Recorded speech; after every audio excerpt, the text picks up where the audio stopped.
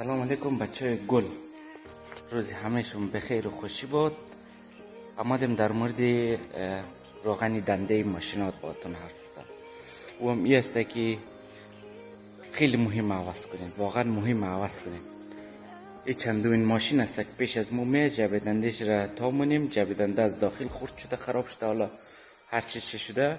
در این سوئد قطعات ارزانه ولی دستمزد بالاه. مردم ترجیح میده کل جعبه دنده را عوض کنه و او را بخری زیاد ارزان نیست. یک دن جعبه دنده مرسدس بنز چند هفته پیش عوض کردم، خیلی گران شد، تقریبا 40 خورده هزار کرون سوئد شد.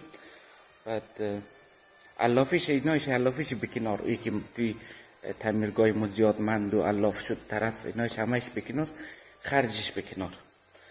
ایره میخواستم در شما بگم که واقعا چیز خوره روغن دنده خوره عوض کنید.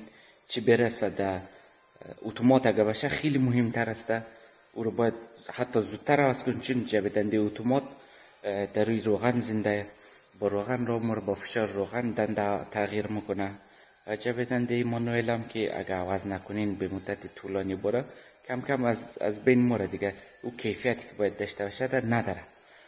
حتما عوض کنین جعبه دنده خود روغن نشه. روغن چرا عوض کنین در خرج نیفته، کار کنه. اگه شد تا آخر عمری ماشین کار کنه بدون خرج واسه همه شما دیگه. الان قبل زمستان در زمستان میام این کار که کنین عالی میشه. زمستان واسه زمستان واقعا باید خورده آدم در ماشین خرستگی کنه، وگرنه بغل خیابان توی سرما اگه زن بچه داشته مومنه بدبخت میشیم، بدبخت. و اینکه اهم خواستم در مورد ازی حرف بزنم.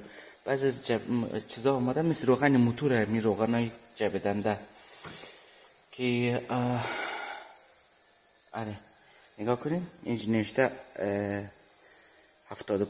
75-80 مثلا 75-80. ما اگر چیزی را گرفتم افتاد خدایشون ببخشین، منظوری از چیز تبلیغات نداشتم، فقط به خاطر ازی بود که اما 75-80 دیتون نشو بدم.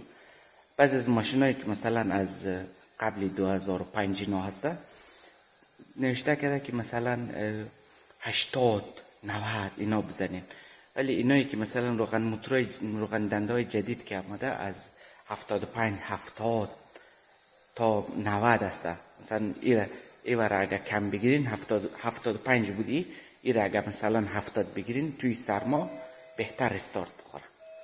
ما برو مشتری ما درست بخیر، خداحافظ.